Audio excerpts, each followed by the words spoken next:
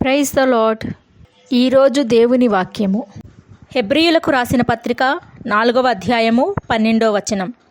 ఎందుకనగా దేవుని వాక్యము సజీవమై బలము గలదై రెండంచులు గల ఎటువంటి ఖడ్గము కంటెను వాడిగా ఉండి ప్రాణాత్మలను కీళ్లను మూలుగును విభజించునంత మట్టుకు తూర్చు హృదయము యొక్క తలంపులను ఆలోచనలను శోధించుచున్నది.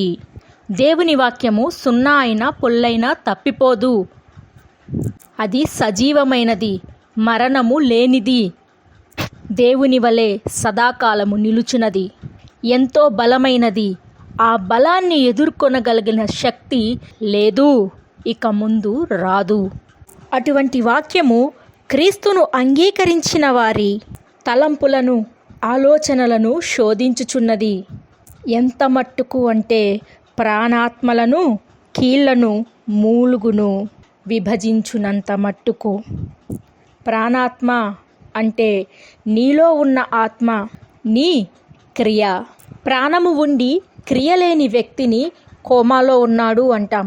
నీ ప్రతి తలంపును ఆలోచనను బయటకు చూపించేది నీ క్రియయే. ఈ భూమి మీద జన్మించినది మొదలుకొని లోకము నేర్పించిన ప్రతి మూలపాఠము నీ శరీరములో ప్రతి అణువు మూలగా మట్టుకు పాతుకుపోయినటువంటి అపవాది సంబంధిత జ్ఞానాన్ని అంతటిని పెరికివేసి మళ్ళీ క్రొత్తగా జన్మించిన శిశువు వలె పరిశుద్ధాత్ముని సహాయముతో నీ ప్రతి ఆలోచన ప్రతి తలంపు ఉండునట్లు శోధించుచున్నది. ప్రార్థన.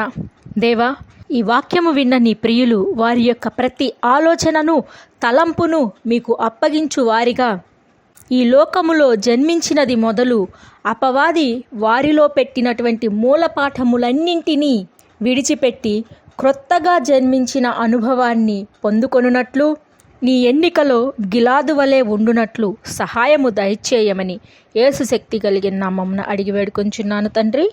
ఆమెన్. మీ ప్రార్థన అవసరతల కొరకు కింద కామెంట్ సెక్షన్లో మెన్షన్ చేయండి. మీ కొరకు ప్రత్యేకముగా ప్రార్థించటం జరుగుతుంది. షాలోమ్.